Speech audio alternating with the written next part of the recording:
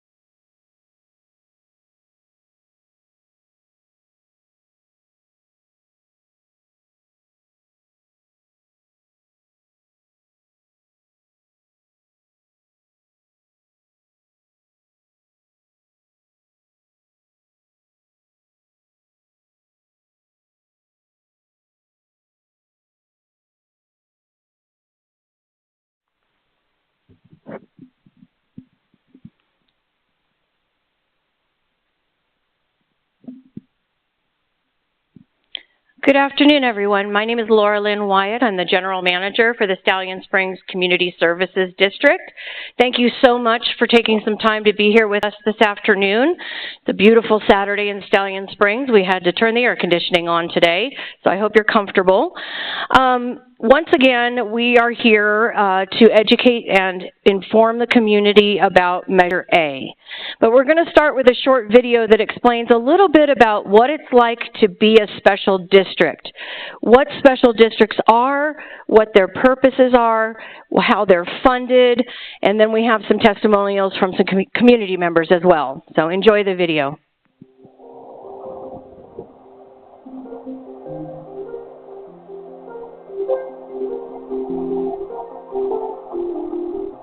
Special districts are the smallest, most accessible form of government. There are thousands of special districts in the state of California and 164 in Kern County. Only 5 districts in the state have police departments. 2 of those 5 are right here in Tehachapi, Bear Valley Springs and Stallion Springs. Most special districts throughout the state provide 1 or 2 services to a community, such as water, park and recreation, sewer, health care, or fire protection. Stallion Springs is a unique special district in that it operates 8 departments. Special districts are funded by charging fees for services provided, such as water, sewer, or trash. They also receive a small portion of property taxes allocated by the county and funds from special assessments or taxes approved by voters. They do not receive any income from state sales tax or gas tax. In some cases, additional funding can come from grants or donations. Hello, everybody. It's Gary Crowell, the Chief of Stallion Springs Police Department. I just want to take the time to talk about our ballot measure that is in August of this year. In small communities like ours, the police department plays an essential role in maintaining public safety, building community trust, and responding quickly to emergencies. While larger cities may debate reforms or restructuring, our local force remains a trusted and deeply integrated part of our daily lives. Being in Stallion Springs, we do have a personal relationship with the officers. They're part of our family. They're not just policemen. When they just start talking to everyone as just the residents, besides they're just being police officers. I've been in Stallion Springs for 32 years. I've raised kids here, and I was always thankful they had an eye on my children and the community and the teenagers and the people. Preserving the police department ensures that our town has immediate access to trained professionals who understand the unique needs of our residents. Our officers know the people that they serve, often knowing the officers and the community by name, which fosters both accountability and compassion. They're family men that provide a service beyond being policemen. People call for help with heart attacks, medical problems, domestic disputes, hostage. You wouldn't believe, suicide, someone trying to commit suicide. They're there. They're there and they manage. They don't fail. Anytime we've had a situation around the church, we've always had response time, even within 5 minutes. And so we know we can count on them to show up, and even if we had someone in crisis.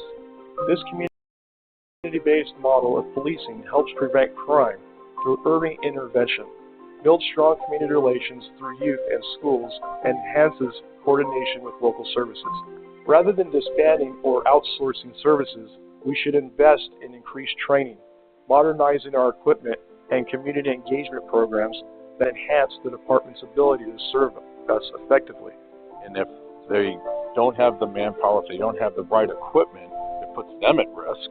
It may put the residents at risk because they can't do their job properly. Other police departments have computers in their cars. Our CSD cannot afford, and our funding currently cannot afford to buy computers for our officers. We need to be able to attract new officers, young officers who are interested in growing their careers, not taking a position here for a few months and then moving on because it simply does not pay enough. Currently, I have 5 friends that have lost their husbands, and response time is important, obviously, when you're living alone and older. The thought of them not having that resource is not good. If we did not have local Stallion Springs Police and we had to rely on other agencies to come and help us, we're looking at a longer response time. It might take hours before you get another agency out here to deal with your situation or issue you're having. We're safe because they're here, and we don't have the level of crime you see in the big cities. But that's because they're here.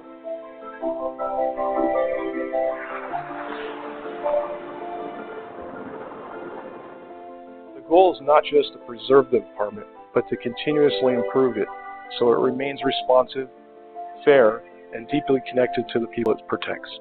Thank you.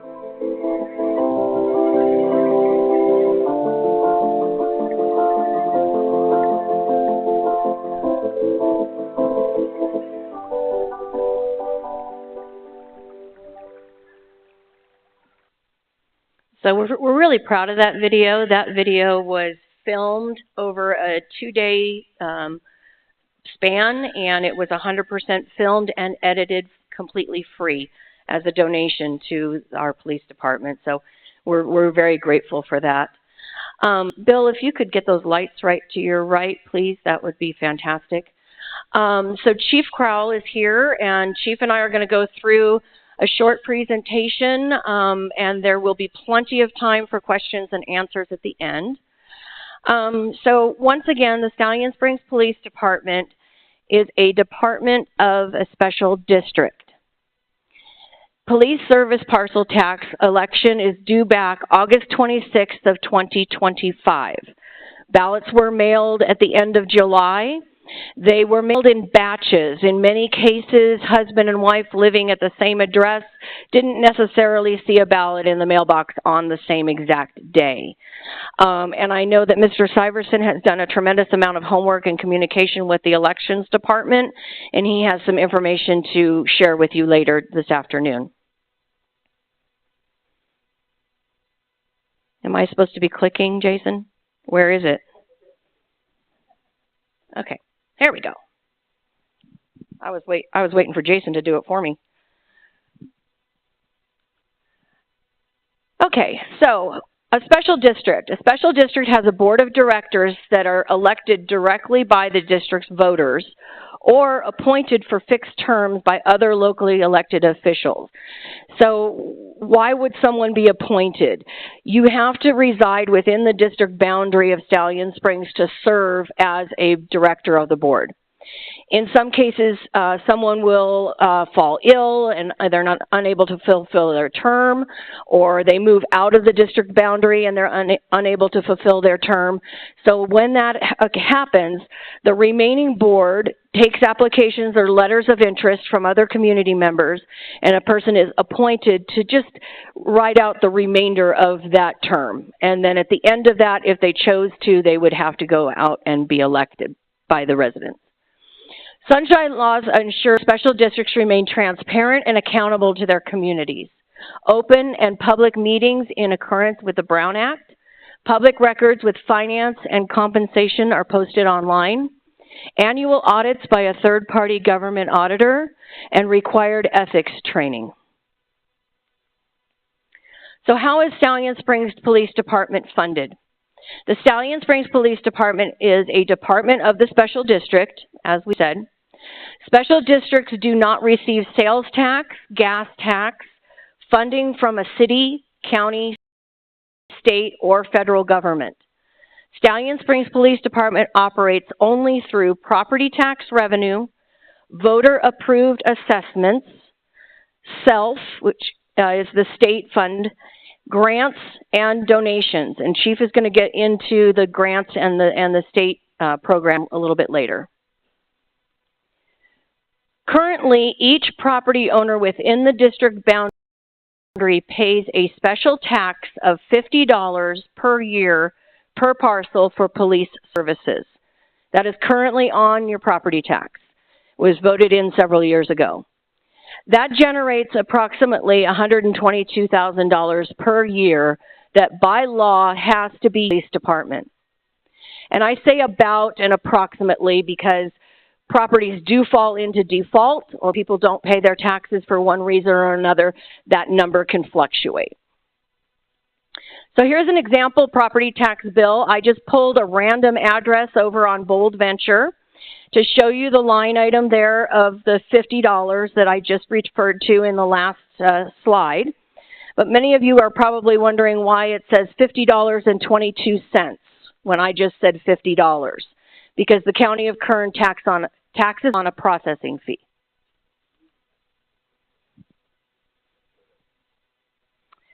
So why is there cause for concern? So at this time, I'm going to turn it over to our devoted police chief, Crowell.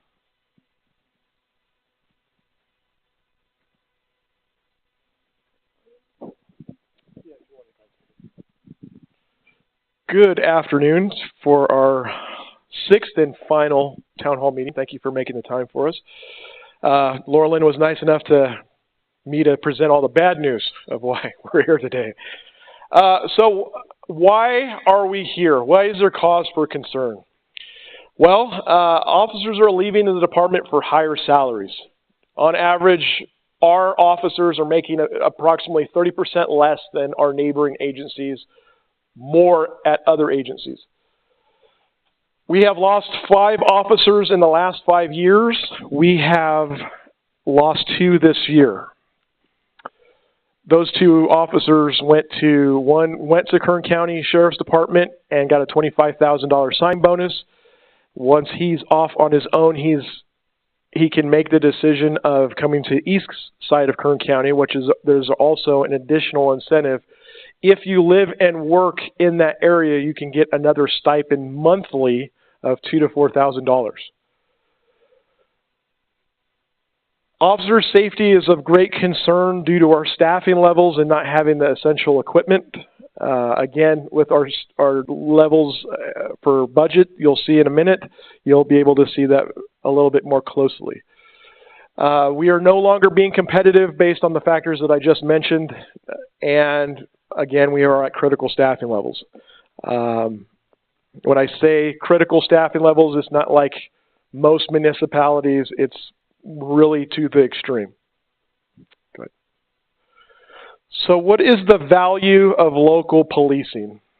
You know, really you have to ask your question, why do you want us here? Why do you think the people who created Stallion Springs wanted their own police force? Things as such as, I know many of you on a first name basis. Many of you I've talked to. Again, because we're a small community, generally we have that open door policy when we can. But obviously when we're understaffed, it makes it a little bit more difficult to have that approach. Especially for our volunteer groups, you may have seen that in the past, we've been able to provide classes at no charge to our community. Things like identity theft and, holiday tips, things like that to keep you safe. When we don't have officers, obviously we can't provide those services because it's non-essential. We are at critical staffing, so we have to deal with calls for service as our primary goals. You have the policing, the tailored policing that you expect. There's not as much red tape. You generally get to see what you're buying here with our patrol cars, all the training that we have. You really get to see things in action as opposed to when you're looking at the state of California or even the county, for instance. You have a little bit more say than in other parts of the county. Like I mentioned, you have local knowledge. You have local knowledge of us. We know the area. We generally know bad actors who are coming into the community that might be affecting you in some way. Again, our proactive approach and relentless attitude to try to pursue the people who are trying to do bad things to you. We try to get them out of their community. And even though you do not see it, if you stand around a little bit and go to local areas, you'll be able to see that there is some of that in our community. And again, that kind of goes with the increase of, being proactive. If we have less staffing, you can definitely anticipate that there's going to be a little bit more activity. Things have spiked this summer. As of right now, for the last 3-year cycle, we're 2 months ahead where we have been the last 3 years. And this is with our critical staffing. This has nothing to do with the staffing levels itself. It's been a busy year. It keeps on going up, our call volumes. And there'll be some people who can share that information because I can't really advocate. I'm just here to educate. I know people have different views on that, but our call volumes have gone up significantly from year to year. We're having more sophisticated crimes year to year. Again, we average roughly 5 or 6 calls per day. Many of you may not think that's enough to support the community. What I am able to say is those crimes are more significant now. It's no longer the sleepy community where I originally came from in the early 2000s. So let's talk a moment of budgets and why is this important. And then again, you may just take it for what it is, but these departments obviously have higher staffing levels for lots of different reasons. Many of them have their own dispatch center or other resources that we do not. But I think it stands for itself. There's 5 community service districts in the state of California that have police departments. Tehachapi has 2 of them, Bear Valley and Stallion Springs. So I try not to say anything adversarial about our partners, but the budget-wise in the county is Bear Valley Springs. Stallion Springs is the lowest in the county. As you can tell, this is the budget year for 2024-2025. Our budget is at $810,000. The second lowest, being Bear Valley, is at $2.5 million. And as you can tell, it goes up from there. Tehachapi Police Department, in their humble beginnings in 2007,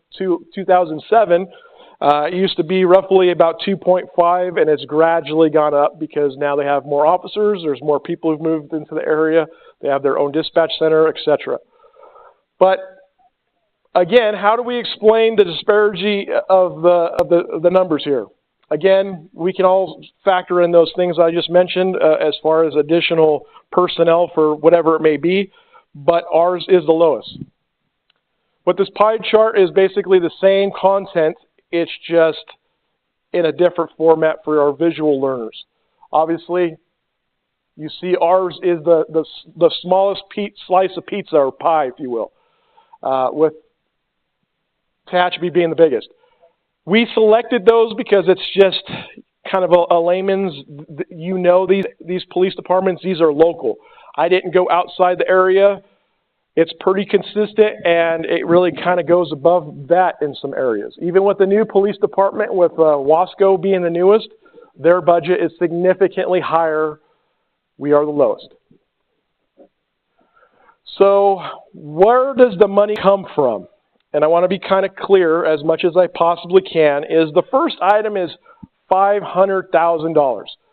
Annually, the community service districts gets property tax money at $1 million. It's basically 1%. Everyone gets their cut. It gets trickled back to us, and we get 1% of all that money from it. Currently, and this is not guaranteed, I want to make that very clear, this $500,000 is what's budgeted by the general manager and the board of directors. This is not guaranteed. That is money that is going to our police function because 50% of the annual budget annually for the community service district is absorbed by the police department. So that's a lot. If there's bigger needs, perhaps the general manager and the board of directors could say, we need to take some more money and it can't go to the police department. So again, you can only see our fear considering it's so low. But I know some people get hung up of, we are not using this money because we don't have the staffing. To put this in context, currently we have the same amount of staffing that we had in 1972 when we created our police department.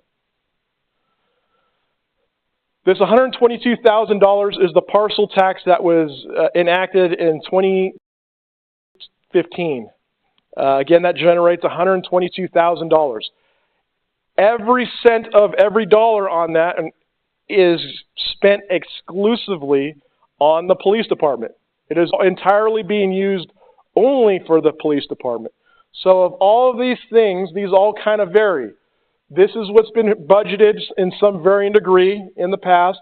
This is stable. And again, this is the approximate level. SLEF money, it varies. SLEF is the State Law Enforcement Fund. It's also known as the COPS grant.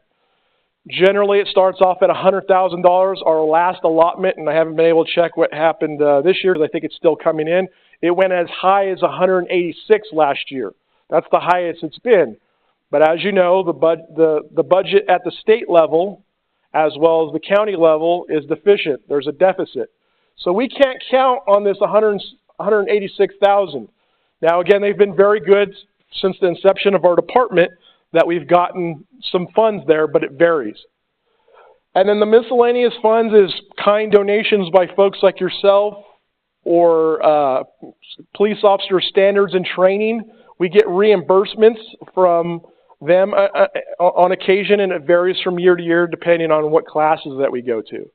So that's pretty much the makeup of the budget annually.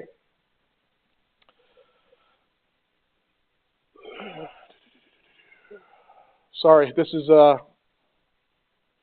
what's the 335? Sorry. Okay. In all fairness, I slipped this slide in a couple town halls ago, and Chief was out on a call, and so he's like, what is this? It's just an example that I put together, pulling the 23-24 budget year. The total of the $335,659, that's the total of the $50 parcel tax, that $122,000 that we talked about, the state funding that we received that budget year, and then the miscellaneous grants. So those three guaranteed must be used by law for police services totaled $335,659. Total expenses that year were $674,850. So $339,191 had to be pulled from the general fund to offset the expenses of the police department. And the total expenditures of $674,850 is with low staffing levels and the officers approximately 30% less than other officers in surrounding communities are being paid. So that's just an example that I put together, and that ties into what Chief was talking about, the $500,000. That is budgeted. That's an estimate of what the Board of Directors feels could potentially need to be pulled from the general fund for the police department. But in this scenario, we used the $339,191. So you may ask, why can't the state give us more money, or even the county for that matter, right? We are an incorporated area, but we're a special district. And with the video that we had, it kind of mentioned some of those things, is we have a lot of obstacles that our cities and county counterparts don't have. We lack funding. So for instance, the Biden administration a couple years ago had an infrastructure plan for roads and bridges and things nationwide, right? Special districts don't receive any money from that. When you go to across the street or go to one of our local establishments, you pay sales tax. Some of it goes to the state of California. Some of it may go to the federal government. We don't receive anything from any of those. It goes to the state or the county. County sales tax. So again, there was a measure to go to emergency services a couple years ago. Measure K, that was for the county. Tehachapi City did one, and also the city of Bakersfield. All of them passed. As a city, they are able to put that to the voters to help increase their coffers for essential services. Special districts cannot do this Prop 218 vote to try to get some type of funding, because it's the only way we can, sadly. So again, we have contacted, even myself personally, all of our state, federal, local representatives, all the way to Congressman Fong, all the way to our supervisors, and all of our assembly people. There's no money. They can't give us any. We've even looked at backdoor ways of doing things, as far as, can we look at other ways of doing things, or at least try to get some legislation passed in our favor. There was a thing, I believe it was last year, that was trying to get special districts recognized at the federal level, and it died at the last minute. So again, we have been trying to bring that fight to get our local representation, to get our local dollars, because again, we're providing the same type of services that all of our other counterparts are doing as well. Can you go back one more, please? Just a quick question. How much from all this money, how many officers do you think we're able to pay for? 2? Anyone else? On average, if you're looking at the sheriff's department, they're looking at about $250,000. We'll just say 200. And that's your pay, that's your benefits, that's your patrol car, that's your gear, that's your workers' comp insurance. That is what comes to quotes when you talk to other agencies for contract services. We are doing it significantly less than that. So again, the reason why I bring that up is with that $122,000, that does not even cover one full salary or one full officer. Again, going back to that $500,000, it's primarily funded by the Community Service District. Next slide, please. So this one's a quick one. It's bifurcated into 2 different segments. Obviously, we have a recruitment issue, right? We have to try to recruit good, qualified people. We are not looking for new hires right now. We are looking for nice, experienced officers, almost like a detective. If I have a sexual assault or murder or something like that, would you personally want a brand new officer who is off the field training handle that investigation? Do you feel confident that they would be able to do that? Again, we have to get good qualified people to come to our department. In the past, we've had trained some people. I was actually one of the few that came from the Highway Patrol, and I was new. Again, I came here on my own. So we have to have a lot of things in place, such as pay. Do we have incentives? We obviously lack the upper movement because we're a small agency. People want to have, a sense of value, a training, and going up the ranks. With a higher level of officers, hopefully we can give that value back to people to come here and also retain them. A long time ago, someone mentioned that people come to Stallion because of the area. They want to be officers here.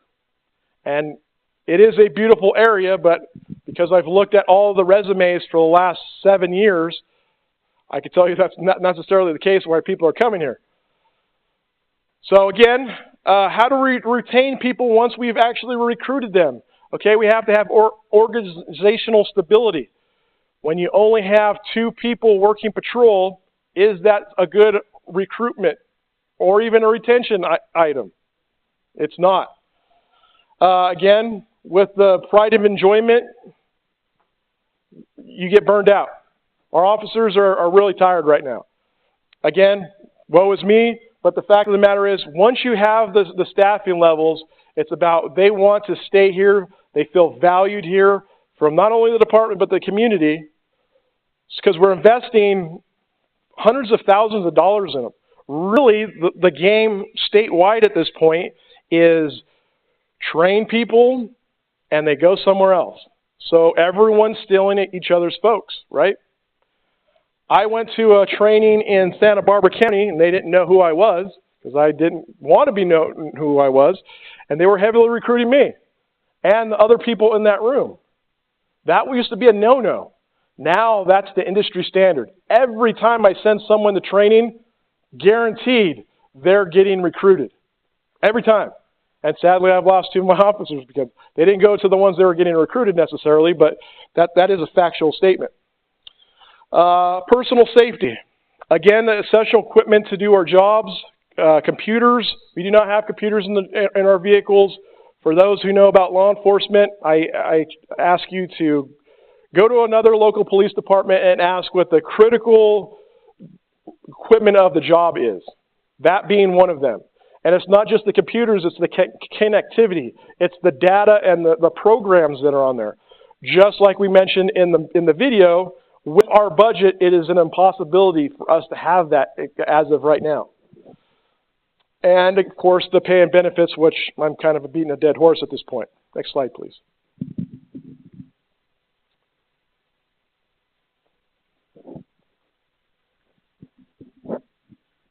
Thank you, Chief. So what is a measure? It's a voter-approved ballot measure, also referred to as a Prop 218. You'll hear that term a lot amongst elections departments and things. It must pass with a 2/3 majority. In Stallion Springs' case, that's 66.7% of the ballots returned. An additional per parcel per year special tax for police of $275 per year per parcel. It'll be billed on your property tax bill. As you know, property taxes are due every 6 months, April and December.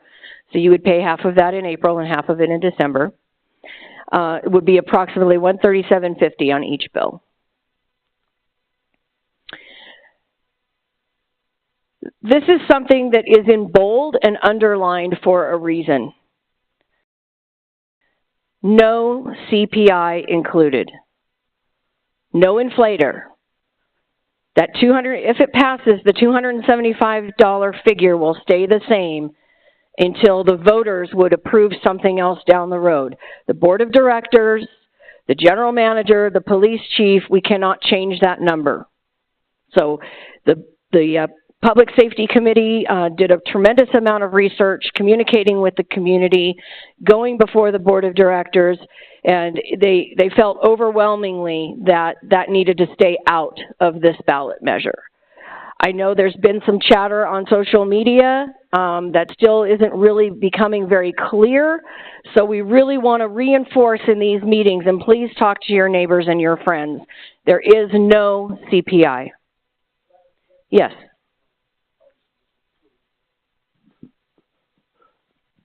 Again, just for clarity reasons, because I know it's been brought up a lot. Does everyone understand that, what the CPI is? If not, it's okay.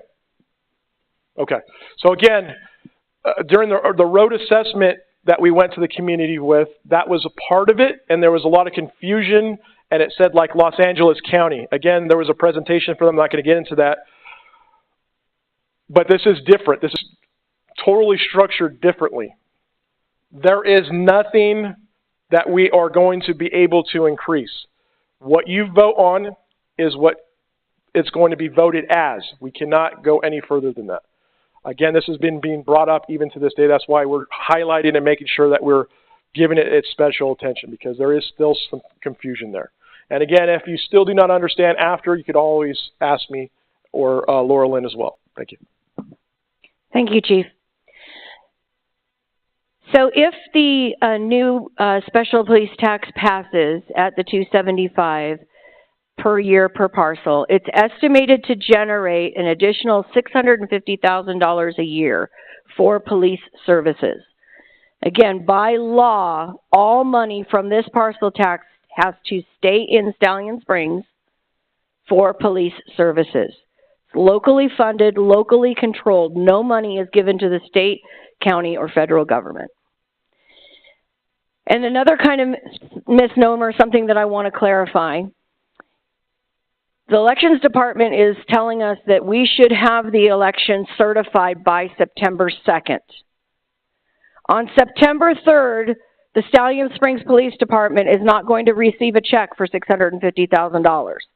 It doesn't work that way, right? We have to wait for the tax cycle, and it trickles in as people pay their taxes and as those property tax bills are processed. So no money will be received until the 26-27 fiscal year budget.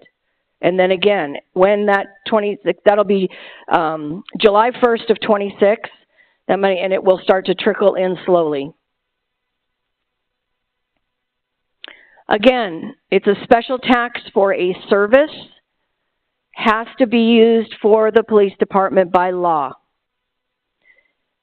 We want to preserve local police services, provide competitive hiring packages for recruitment and retention, purchase essential tools, equipment, and updated technology, ensure reliable round-the-clock protection for the residents of Stallion Springs. And Chief, if you'd like to elaborate, but you'll see at the bottom there, a creation of a community police tax oversight committee. And I'll let Chief elaborate on that a little bit. Thank you. So at the passage of this measure, I want to create immediately a oversight committee. Now again, we won't see the money for over a year, as we've indicated, but it's the relationship. This is your money. This is your public safety fund. Again, it's my needs as a department as I seem fit, but I want to see what also your needs are. So, and it's full transparency about where all the money is going annually, right? Because it may change from year to year. If we all collectively come to an agreement that, you know, we need to purchase this or we need to give officers something else, so be it. But it really comes down to we need volunteers. Our volunteers are lacking. This is essential. Again, everyone's screaming out they want to be a part of this process. This is your opportunity. But it's extremely important because, again, it's showing what you want the community, you want as a community. I can't really go into what it monthly is, but just do the math as far as how much per month. And it's going to be fairly low. I can't go into that because I'm not advocating, but I'm just saying do your math. Do the numbers. You make the best decision you think for yourself, for the community. Recently there's been a lot of hostility, some maliciousness. This is not what it's meant for, folks. I care about this community. I care about each and every one of you. It's part of the democratic process. But we shouldn't attack one another. We shouldn't be being malicious towards another. It's about the needs of the community. It's not about attacking. So please, just from me, you don't have to listen. Just, we can do better, Stallion. I hope that we provided you as much information so you can make that vote for yourself. But I also know that there's other communities that have no fight in this fight that are, very interested and supportive of our measure. I thank you for the time.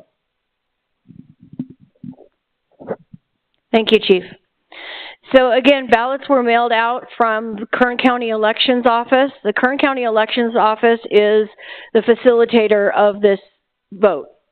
The CSD did not mail the ballots out. They came directly from the Kern County Elections Office.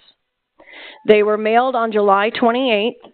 And again, as I touched on a little bit at the beginning, they were in batches. They kind of trickled out. Not everybody in Stallion had one in their mailbox at the same time on the same day. At this time, if I may, before we get to Q&A, I know I promised there's going to be plenty of time for questions and answers, but I want Mr. Syverson to share with you a little bit about what he has learned. He's had a lot of communication directly with the Kern County Elections Office. Afternoon, folks. I'm Bill Syverson. I've been advocating for this measure since, I don't know, April-ish. A couple things I want to go through before I get into the ballots, because I had kind of a long conversation with the elections office yesterday, and I'm going to cover all that in the end. I know we're live streaming, and so I'm going to get through that. When this started, I did have a conversation with Chief Stanrich, who's the Chief of Police for Tehachapi City. He does understand what we're going through. He is aware of it, and he's sympathetic, but he can't help. The city police are not going to come here if we lose our police. It's just separate. As far as there's also been some questions, well, why don't we contract with the Kern County Sheriff's Office? So I reached out to the Kern Administrator's Office and talked to Alex Alva, who's the Director of Finance and Budget. And I asked him, just give me a rough order magnitude of a quote. Don't do a fine point pencil on this, just rough order. Make assumptions and I'll pass them along. And so since I told him I'd pass them along, I'm going to go through them real quickly here, just so you're aware. This is if we wanted to pursue a contract with the Kern County Sheriff's Office. We would have to have a share in the academy, $143,000, and I'm rounding here. One deputy is $212,000, and that covers health, benefits, and salary. Assume 7 deputies, that's $1,484,000. One shift. You need 1 or 2 sergeants to manage the deputies, $282,973. You need to add in the signing bonus of $15,000 each. Vehicles for each of them, $562,000. This he assumed no overtime. The total for the first year, 2.5, well, actually closer to 2.6 million, and the ongoing annual cost of 1.7 million. I didn't ask Alex why he made those certain assumptions. He made them. This was a real quick quote, but it's kind of in line in what we're hearing, what Bear Valley went through when they were quoting for the sheriff's office. And I want to be clear, some people, if we lose our officers, what are we going to do? Whenever you dial 911, if you're here in Stallion, the system will automatically send your call to the dispatcher and in Bakersfield for the current sheriff. If you were to dial 911 at Albertsons, you're going to go to the dispatcher for the city police. If you called in Bear Valley, so the system is directing your phone call to a particular dispatcher. So a resident that's close to the tire store in Old Town, they call the dispatcher, and there are 5 priorities when you're talking to the dispatcher, 1 through 5. 1, your life's in imminent danger. 5, neighbor's dog's barking. So this person calls, because they're calling from Old Town, they're going to get the dispatcher in Bakersfield for the sheriff. Going to tell them why they're calling. Oh, that's a priority 1. The law enforcement vehicles have a GPS system where the dispatchers are able to see where they're located. So they're going to go, okay, that's the closest available deputy, and they'll dispatch them to this resident near the tire store. The substation in Tehachapi has 5 deputies and 2 senior deputies. That's 7, covering from Hart Flat to Cameron Road. 24 hours a day, 7 days a week. That's not a lot of people, but they will dispatch that deputy who will go like a bat out of hell to that residence. Now, in the meantime, there's a city officer having a cup of coffee in the Save Mart parking lot. He's 30 seconds away. He'll never get the call because the dispatcher can't see him. It's a different system. So the sheriff's deputy finally gets to the house, and all hell's breaking loose, and he calls for help. When he calls for help, that's when the mutual aid comes in. If Chief Crowell called for help, if whatever, everyone with a badge and gun shows up, CHP, sheriff, it doesn't matter. But that initial phone call, it won't happen.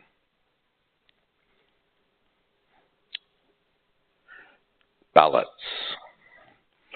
So the ballots did go out in 2 batches, Monday, and many people, there were 4 in my house that got the ballot on Thursday.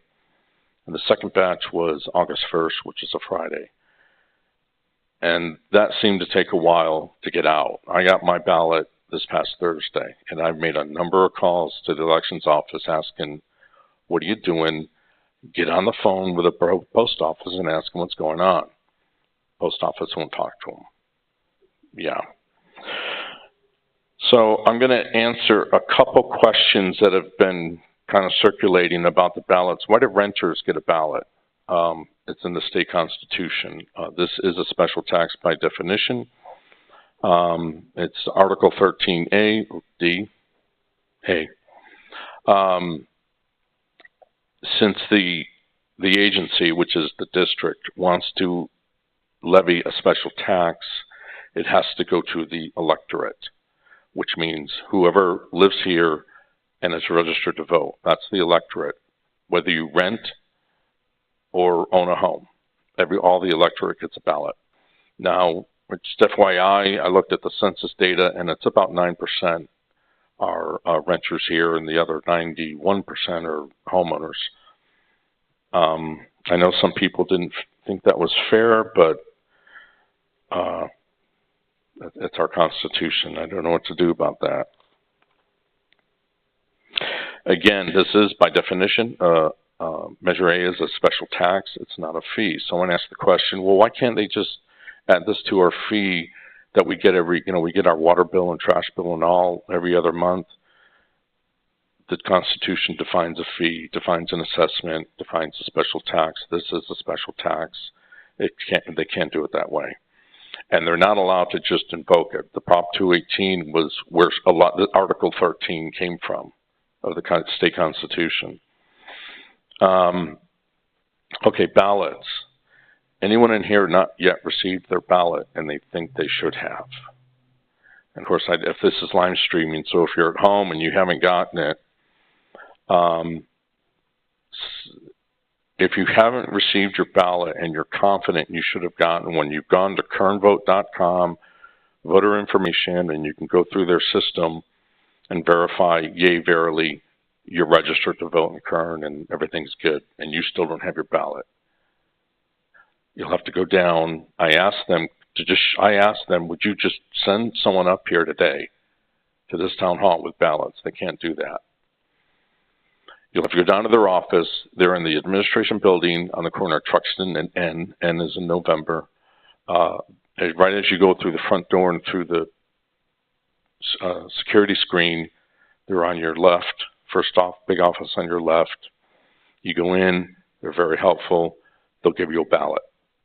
You'll fill it out right there. Right on your left is the drop box. You can't give the ballot to a person. You have to put it in the drop box, and you're done.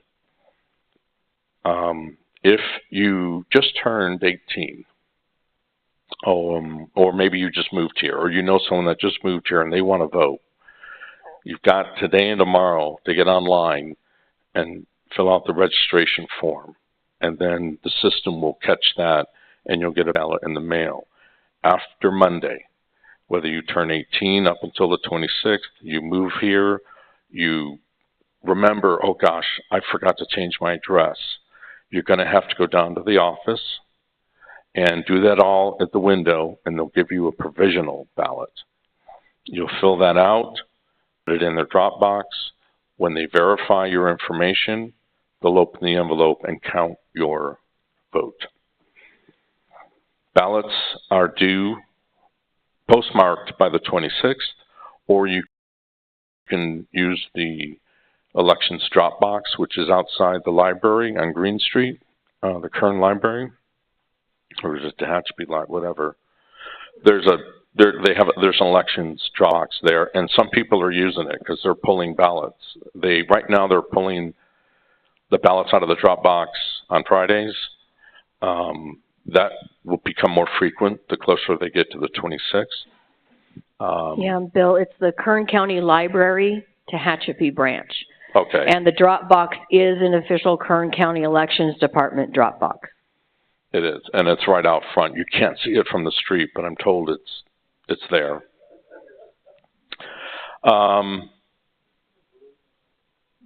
They will stop accepting ballots by mail on September 2nd. So so they will start counting eventually. There's a system where you can go to Kern Vote and you can kind of, if you mailed your ballot, there's a system that will kind of keep track of it. They have not yet started. Right now, all the ballots they're getting, they're basically putting them sorted in trays, which then goes through some type of scanning system. And so they're getting that prep. They're going to start doing that later in the week, this upcoming week. So maybe Thursday, Friday, Saturday, you can go online and see, did you receive my ballot? And you can kind of keep track, you know, did they receive it? Did they count it, et cetera? So ballots stop being accepted September 2nd, which is a Tuesday. I don't remember. They've got from the 3rd to the 6th to wrap up the counting, and they're going to start, they count as it's coming in, well, they're sorting right now. On election day, on the 26th, after 8 p.m., they'll post on their website a preliminary result count. After September 2nd, so the 3rd, 4th, 5th, somewhere in there, if you go to the website, they'll have the final, so many ballots sent out, so many received, some percentage yes, some percentage no, and pass or fail. Ultimately, they will send Laura Lynn a letter that makes it official. But for you and I, if you look at that website after September 2nd, that's the finale. That's it. I think. Okay, I think we can open up to question and answer now. And I think Chief, yeah. So what we'll do is, if you have a question, ask anything that's on your mind. Don't be shy. And raise your hand, and I will come to you with this microphone so that anyone that is watching on our live stream or on our YouTube channel will be able to hear the question. And then Chief will take that microphone and help answer anything that's law enforcement related, of course. And then if it's administrative, I will like to try to answer it for you. So does anybody have a question? Raise your hand. Yes, sir. So far.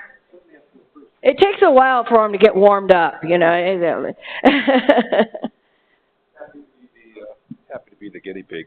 My question has a little bit of a preamble to it. First, I want to say that I love our police department. Gary, you are fantastic.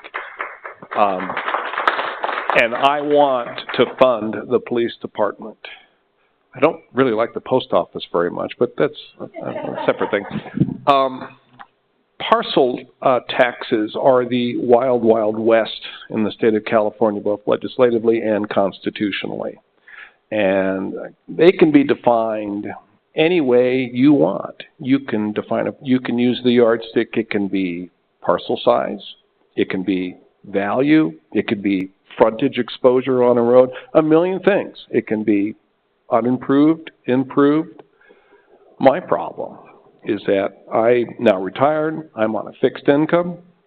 I live on a street with lots of neighbors who have orders of magnitude more money than I do. They all own one parcel. I happen to own more than one. I'm going to be paying more than my neighbors for the same service. Parcels don't call the police. People do. So my question is, why did we define this tax as all parcels instead of improved parcels?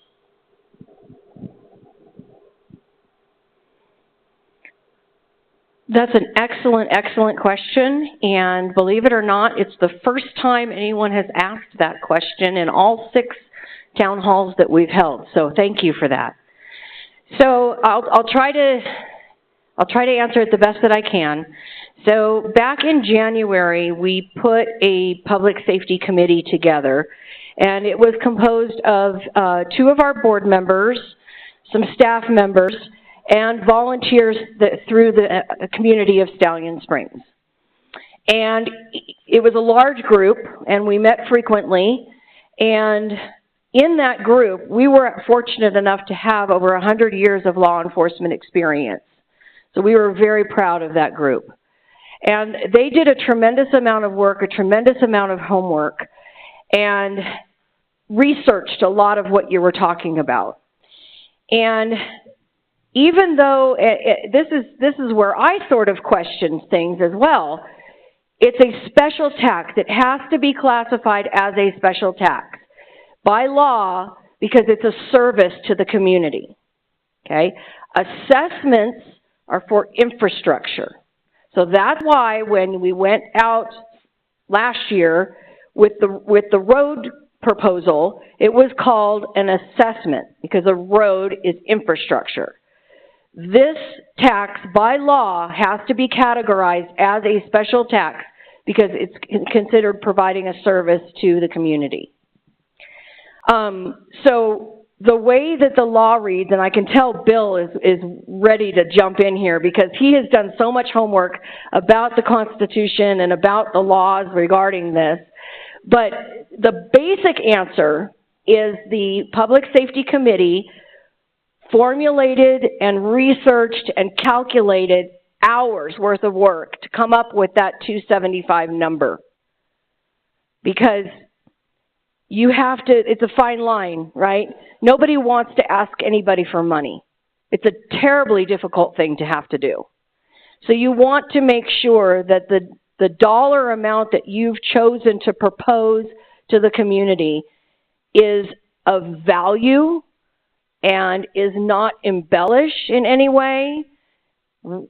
It's what we need to get by, right? So it is by law, am I correct, Bill? Yeah, it's a special tax. Yes, but why is it attached to every single parcel? Do you have that answer? Because it's on the tax roll, well, and that's how it's billed, I think.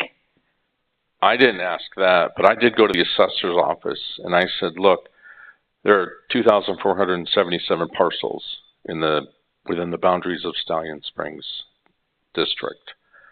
How many of those have houses? The assessor has no idea. Property tax has not the property. Who do we pay property tax to? Tax collector. Tax collector. All the tax collector does is mail you and I a bill once a year.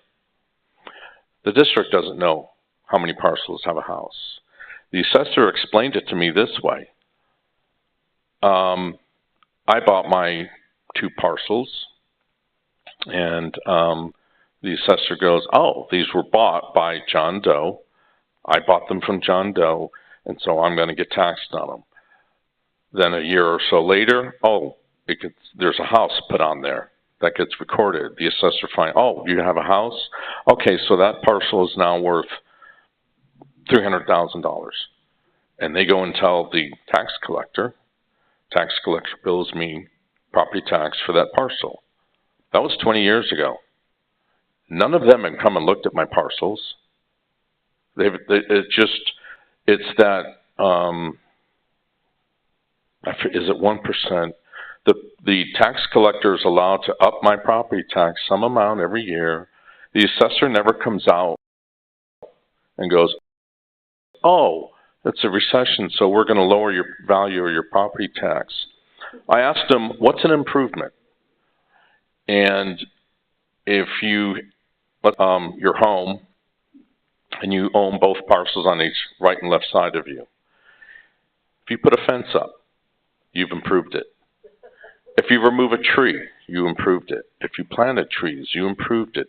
If it had a big mound and you had someone come in to just, level it out, not remove the dirt, but now it's nice and flat, you improved it. Right, and I think that's what Bill is trying to say. The assessor never knows. In the eyes of the assessor, it's either unimproved or improved. Nothing in between. And the minute anything is done to a parcel, it's considered an improved parcel. So then the other thing, and I'll get back to you, sir. The other question that came up frequently is, if it's a per parcel tax, why, if I own 3 parcels, how come I didn't get 3 ballots? So I researched that a little bit, and so did Bill, and it goes back to the state constitution saying ballots will go to the electorate.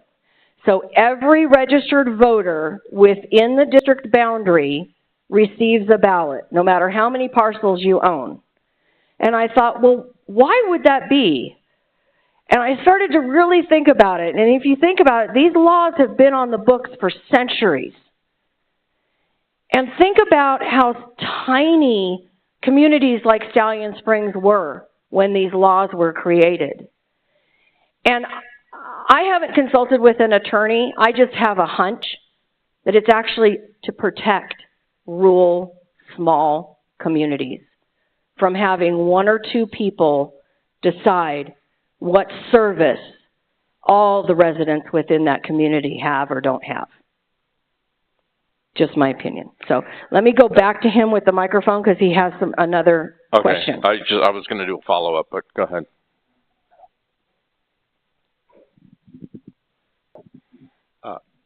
Thank you. I myself have experienced a devaluation by the assessor. I didn't do anything. Land value decreased. Yes, sir. In addition, anytime you pull a permit, that's what is considered an improvement. But where I was going with the question is, we know just in how we mail out water bills. Those go to houses. Those go to people. I would be a lot happier with this measure if everybody was paying the same amount. I'm not questioning that we need $650,000. That's fine. But my gripe is that that guy has a 40-acre parcel. He pays $275. That guy over there, he bought 3 parcels that are 2.5 acres, or a 10-acre parcel that are 2.5 acres each. He's going to pay 4 times. He's going to pay $1,100, and he's right next door to his neighbor right there. We could have, I'm not going to say easily, I believe with some effort, we could have figured out how many parcels in Stallion have homes on them and are using the services, and we can, under the Constitution and California state law, we could have defined the special tax to apply to those properties, and we did not. So, sir, if you would be so kind as to leave your contact information, I would like to propose this question to our legal. Thank you. You want to leave it at that? I had a thought experiment, but just follow my train of thought here, because I thought about this. There's a map of the district in the CSD office, and you'll see it's kind of colored, and the district boundaries are actually quite large, and there's a yellow patch, and then all of us, our homes. And it took me a while, but I counted up how many parcels are in that yellow. It's all the agriculture and ranches around us, 193. And with some help and a month of Sundays, I could probably use that map, or actually I go to the Kern GIS maps and Google Maps and figure out of the remaining 200-ish, 2,200-ish parcels, how many have a home on it. And let's just say, for the sake of the argument, it's 1,400. And then I go to the assessor's office. Oh, there's only 1,400. That's not going to carry any weight. We need the assessor. We need someone down in Bakersfield, a government entity, to know which parcels, because each one has its own unique parcel number, which one of those is going to get this tax. Because the tax collector will go, okay, this one, da-da-da-da, and send the bill. So let's say it's 1,400. And let's say 10% of them own multiple parcels. I own 2. You own several, or 3. More than 1. You own more than 1. Let's say 10% of them own more than 1. The 275 isn't the number. The 650 is. So you take the 700,000 and divide by 1,400, and all of a sudden everyone's paying $500. So 90% of the households are paying the $500 a year, so that I don't have to pay $550 for my 2 parcels.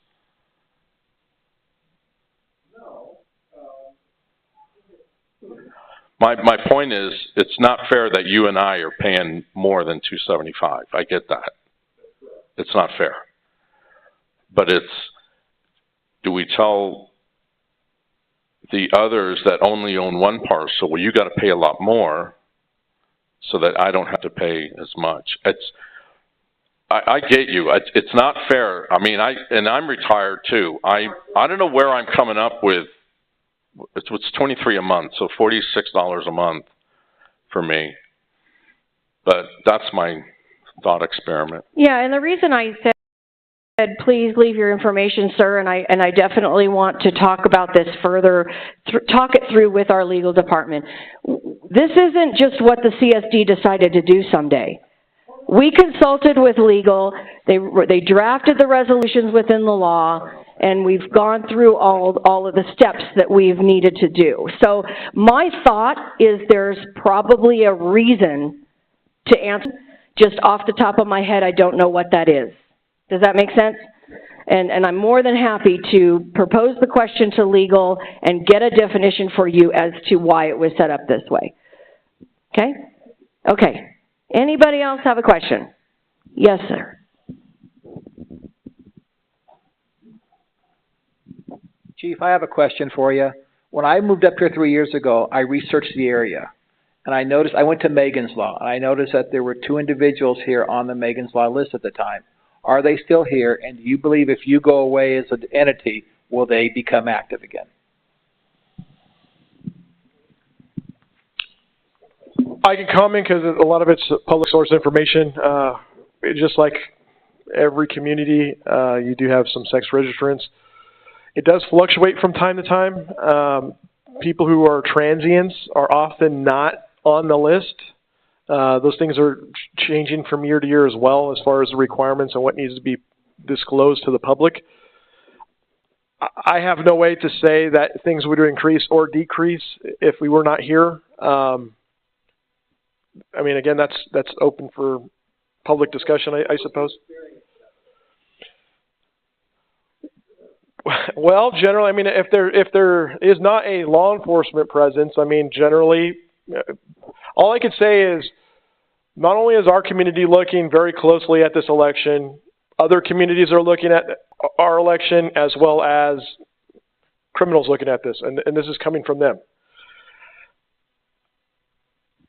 I can't say what's going to happen. I wish I had a crystal ball, but generally, you know, there could potentially be an impact if there was not a police presence. And again, just for clarification, like we've mentioned, the options really are, if this passes, you're supporting the police department for us to continue to exist. But not only that, it's your public safety fund. So if we are not that model for you, at least you have a funding source to go to another law enforcement agency and at least have that conversation for some type of contract service. Option number 2 is you ask a municipality, an entity that provides governmental services for policing, if they can have a contract service. Now, at our last meeting, we had Chief Fivecoat, and he had an interesting perspective because he worked for the Sheriff's Department as well as 2 local small police departments. And the model with a contract, you have to assume you're assuming all of the liability, right? So you have a cost measure of how much the police services are going to be just for basic patrol and response. But what they also don't say is you also get charged for additional services. So for instance, there was a tragedy where a SWAT officer was killed during a call out. And the city of Wasco the Kern County Sheriff's Department charged the city of Wasco in excess of $40,000 just for that incident. That was not part of the contract. The relationship that we have is if we have search and rescue like we had last year during the fires and things, or if we have helicopters for some of our missing people and things like that, we don't get charged at all. That's part of the agreement with MOUs and your taxpayer money. That's included in that at no cost. Option number 3 would be we can't afford a contract, we're not that option, and you go with the sheriff's department and they respond as on a call basis. Meaning when you call 911, then they would respond. But you will not actively have anyone patrolling. There's no one going to be doing any presentations for you. There's not going to be anyone going to the bus stop. It's just on call when they receive that call. On average, that's going to take about 25 minutes on a good day. So those are the 3 options you really have to think about, right? It's you look at, are we at that option, or if we don't, if we can't keep it together, at least you have that fund that you have created, or you look at those other options. That's the only way. And then at some point, if it was defeated, we would then have to potentially go to LAFCO, who is the governing authority, who gives us the authority as a special district, and they would have to petition to try to take the law enforcement services out of what's mandated by law. We haven't even gone down that road because it involves lawyers and cost, and it could be a very large expenditure. I don't know. And we don't even know what the time frame is because that's a fairly rare thing to happen. But that's just the reality of the options. And I know we've kind of touched on them, but those are really the things you want to look at so you can make your vote. Anybody else have a question? Yes, sir. We always sit way in the back. I was looking at that video and I was looking at the number of special districts that had police departments, and it was a very small number compared to all the special districts. And I was wondering, how do all those other districts police themselves if they don't have police departments?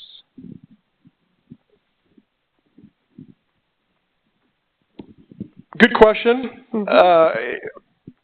There's different types of special districts throughout the county. I think there's over 3,000. So oftentimes, believe it or not, you've been impacted one way or not. So, Chief, I'll just elaborate. There's 3,000 in the state. Yes. 164 in Kern County. 164 in Kern County. Yes. And special districts can be a cemetery district, a hospital district, a park and recreation district, a sewer and water district.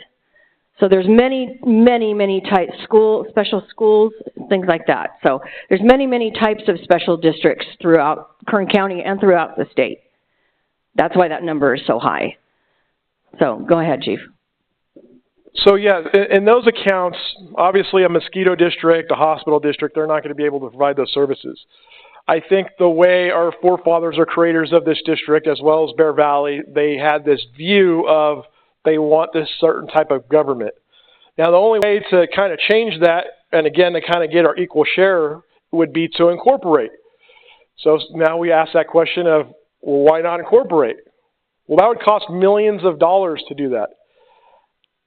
And have you seen my humble police budget? Again, only $500,000 left for the rest of the government. It would be an impossible measure for us to do that. So I don't know why some special districts have done that. So, for instance, in the Bay Area, there's 2. There's Kensington and Broadmoor. Yes. So they're more in affluent areas, but they have the same type of issues as funding. I mean, for lack of a better term, it's not the best model. But again, I think those communities were seeing the county and the cities were not providing the service that they wanted, so they elected to have their own. That's just my assessment. But again, Lake Shastina is the other one that's at the Oregon-California border. Theirs is very different because they have HOAs. We do not have those. Bear Valley has amenity fees. Generally, they go to other things, but it also goes to like the gate as well. That's another thing that is not reflected in there. There's also additional income because the gate is included in Bear Valley's budget as well. So again, different areas have different types of incomes, different types of responsibility. You know, we were created in the 70s. I don't know what the great master plan was. Special districts generally are not as large as both Bear Valley and our special districts. We are some of the rare ones. I'm not saying that there aren't other special districts that have 5 or 6 different departments, but again, as time has gone on, we have inherited more things. Several years ago, I believe, and you can correct me if I'm wrong, Laura Lynn, Tehachapi Parks and Recs wanted to incorporate us for their services, and we elected not to.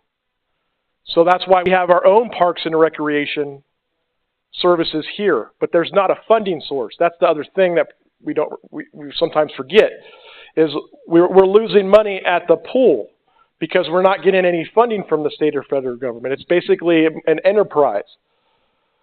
So to answer your question, it's really complex. I don't know why some have chose to do that and others. I just think based on what I mentioned is I believe in those areas, certainly ours being a little bit more rural and at the end of the road, it's always been that way. I think that they felt it was very important to have that service locally because they weren't going to get the proper representation from another source.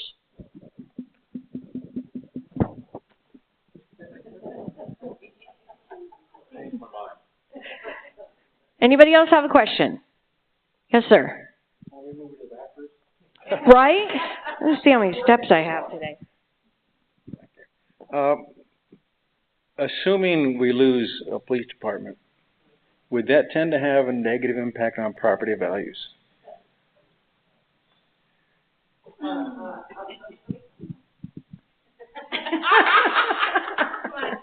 We happen to have a realtor. The basic answer is yes. So even a vacant slot would be worthless? Yeah, I think overall. I mean, you've seen an impact when we don't have the golf course that we had before. More vacant and the more vacant, yeah.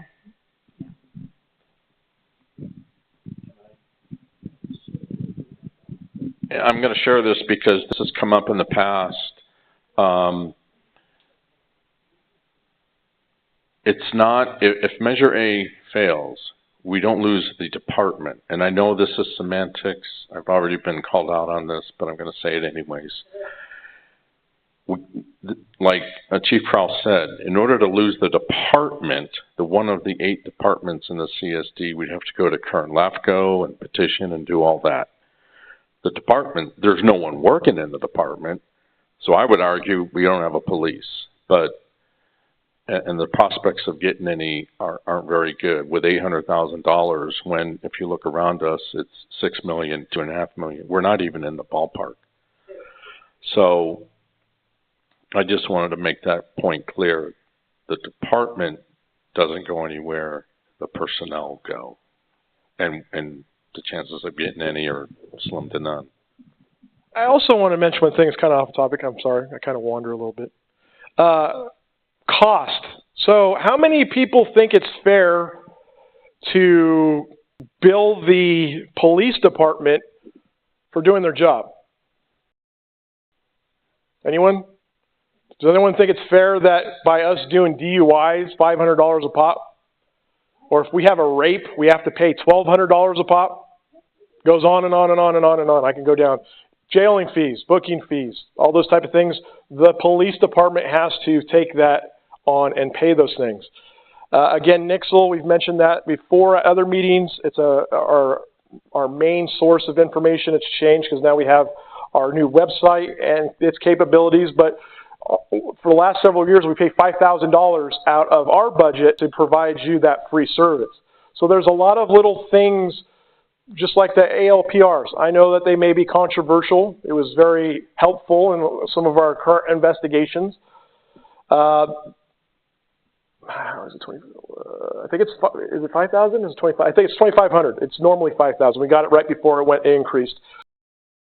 So again, those are services that we have chosen to pay for, but then there's other things that are imposed by the state of California, like a lot of people do not know that law enforcement officers, anytime we detain someone, we have to do a 20 questionnaire to give to the Department of Justice. And again, our police department pays $5,000 for us to provide that service. We do not get reimbursed. Again, there's all these new regulations that keep on coming down that just hits our bottom line. But again, we're not telling that story. Law enforcement's not telling you this. Fire department's not telling you different things. I mean, just like our local fire department, a lot of people believe that it's solely funded by Kern County Fire. It's actually considered a gray book station, and they have a contract with CAL FIRE. CAL FIRE helps pay for our fire station out here. And the agreement is if they have a wildfire somewhere else, they take our fire department and they go to other places. It's called backfill. You can look that up on the website. They do look at it annually. Again, a lot of times people don't know if they're not told. So it's totally understandable. But I just wanted to make that a note. Any more questions today? Yes, sir. Didn't have to walk very far. I know. Thank you. Yeah. So I'm new to the area. We've been here about 18 months, I guess, and moved from Central Oregon to here. So a lot of things I'm hearing here, I'm scratching my head because it doesn't work that way up there in all cases. But I'm tracking with what you had to say, sir, about the parcel, and I came here to better understand why we're asking. Thank you all for your information, very helpful. And I really only came with one question. Maybe it's already been answered, but what defines a parcel? So I have, my lot size is a half acre, but it's all under one parcel as the county considers it. And you've mentioned you have more than one, so obviously you get a tax bill for each separate one. So it's just whatever the county declares as one parcel, and it could be, like you said, 40 acres is all under one. That's my question. That's correct. So that is the Kern County Assessor's Office, the way that they draw their mapping. And so it's without getting too convoluted, township, section, range, all that kind of crazy stuff. I'll tell you that each parcel, and they've surveyed and drawn those lines out, each recorded parcel at the assessor's office has a tract number, a lot number, and what's called an assessor's parcel number. Okay?